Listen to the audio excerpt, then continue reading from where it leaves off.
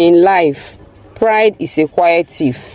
It steals our chances, ruins our connections, and blinds us to simple acts that could change everything. In Umunachi, Anambra State, a land where every greeting carries blessing, one young girl learned this truth the hardest way possible. Her name was Nkemdi Okafor, the daughter of a chief, born into comfort but raised by pride. Umunachi was a village that glowed under the eastern sun. The red earth was soft like velvet, and every dawn brought the smell of roasted corn, palm wine, and laughter from the market square. It was a place where greetings meant everything. A child who failed to greet an elder would be corrected by every eye that saw it. But Nkemdi was different. A young girl, beautiful and confident, she walked through the village like she was too good for the air around her. Her fine slippers clicked against the red dust road as she passed by, head held high, ignoring every smiling elder that waved. Nkemdi, good morning, no. No answer, not even a glance. The elders sitting under the Odala tree shook their heads. Fine child, empty manners, one murmured.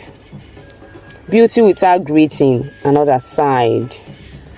The words followed her like shadows, but Nkemdi didn't care. At home, her mother, Mama Ifeoma, would scold her gently as she braided her hair. My daughter, greeting opens doors. You never know who you might need tomorrow. Mama Nkemdi replied, rolling her eyes. If I stop to greet everyone in this village, I will never reach school.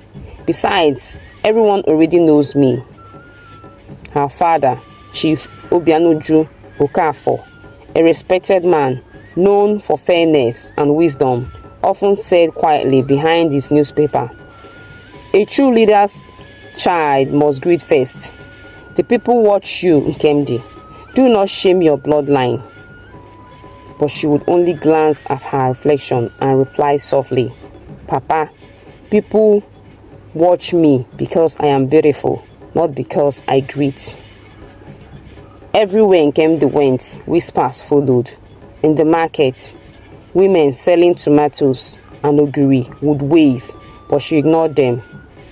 At the stream, young girls fetching water would giggle behind her back. She thinks her father's title gives her wings. She will greet humility one day. But Nkemdi kept walking, her pride louder than their laughter. One Saturday, the market was full, traders shouting, children laughing, goats bleating. A woman roasting plantains smiled as Nkemdi passed. Fine girl, come and take one. Greet your auntie now. Nkemdi hit softly and walked past. The woman looked after her, shaking her head. Pride will finish this one. That evening, as the sun dipped behind the palm trees, Nkemdi sat painting her nails. Her friend, Adanna, arrived with exciting news. The headmistress said we will have a special visitor tomorrow. She is from abroad, a successful woman who wants to help students. Nkemdi shrugged. Probably another person who will come and preach about hard work. Adanna frowned. You should still come, Nkemdi. She might be choosing people for scholarships. Nkemdi waved her off. We will see. The next morning came too soon. Nkemdi had overslept. She rushed out, half-dressed, annoyed, muttering about how she hated mornings. To save time, she decided to take the bush path, the shortcut behind the yam farms. Halfway through, she saw a woman standing under the shade of a cashew tree. The woman looked elegant, her outfit modern, her bag new, her perfume delicate. She held a phone, looking lost. Good morning, dear, the woman said kindly. Please, can you show me the way to the main road? I think I took the wrong turn. Nkemdi slowed, scanned her and smirked. Do I look like a road sign to you? The woman blinked, startled. I beg your pardon. I said I'm not your map. Ask someone else. And with that, Nkemdi strutted away. Her slippers slapped the earth rhythmically, like applause for her pride. The woman stood still, watching her disappear, a quiet sadness in her eyes.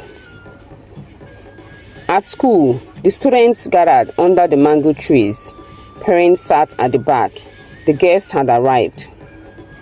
The headmistress, Mrs. Kenechukwu, smiled proudly. My children, our visitor is an illustrious daughter of Anambra. She came to reward excellence and good behavior. The visitor stood, turned to face the crowd, and Nkemdi froze.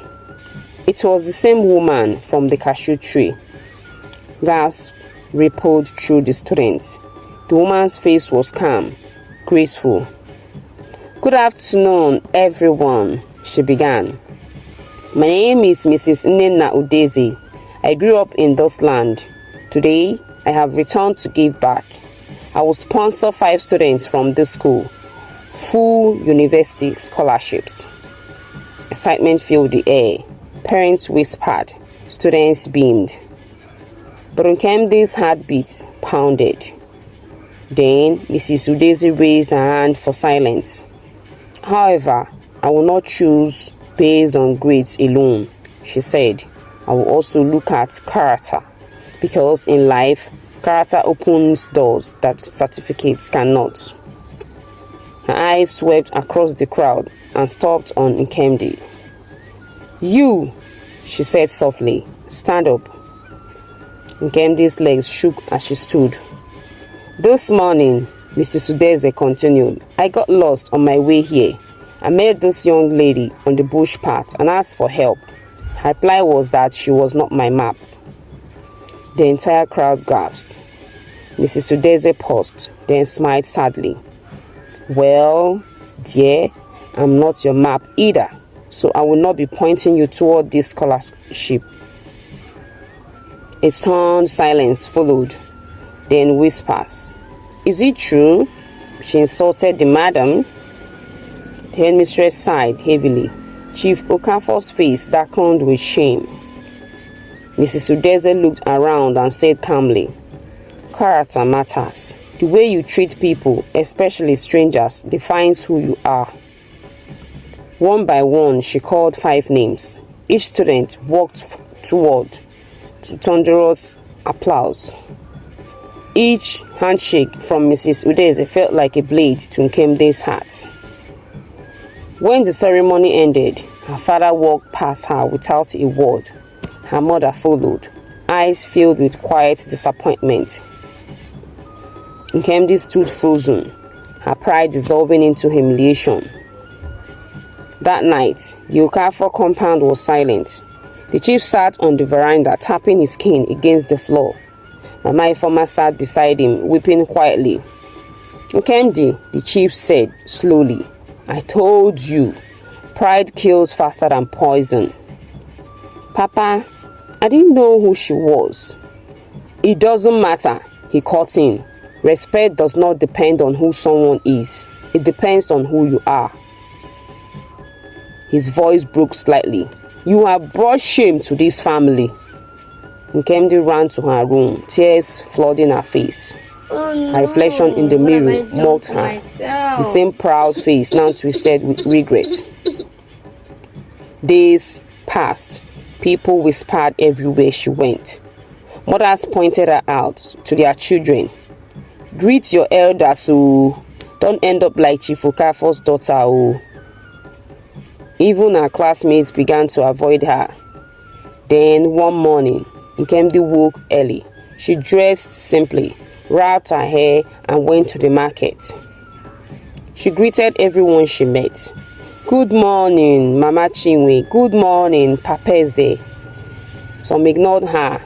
Others nodded coldly, but she didn't stop. She began helping an old woman sell vegetables. She fetched water for the school cleaner. She even apologized to the market women she once snubbed. Little by little, people noticed the change. Months later, another school event was announced. Mrs. Udeze had returned, this time to build a library for the school. When she arrived, she noticed something different. Students whispered greetings eagerly. Parents smiled, and the entire village seemed lighter. Then she saw Nkemdi carrying chairs, arranging tables, sweating but smiling as she walked. Their eyes met. Nkemdi walked up, bowed deeply, and said softly, "Good afternoon, ma. I am sorry for the way I treated you the other day. I've learned my lesson." Mrs. Udeze studied her, then smiled warmly. "Humility suits you, my dear. It shines brighter than any jewel." Before she left that day, she called Nkemdi aside. "I am offering you a place at a college I sponsor in Oka. Consider it your second chance." Tears filled Nkemdi's eyes. She knelt, thanking her over and over. Years passed. Nkemdi completed her studies and returned to Umunachi, not as the proud daughter of a chief, but as a humble teacher loved by all. Whenever young girls passed by without greeting, she smiled gently and said, "Remember, the door you refuse to open with respect today may be the very one you will knock on tomorrow." In this life, beauty will fade, wealth may scatter, but good character remains a crown no one can take from you. Never let pride steal your blessings. A simple greeting may be the key to your greatest opportunity. This story of Nkemdi from Umunachi reminds us that humility isn't weakness, it's wisdom dressed in peace. I hope you enjoyed this story. Thank you for watching. See you in my next video. Bye.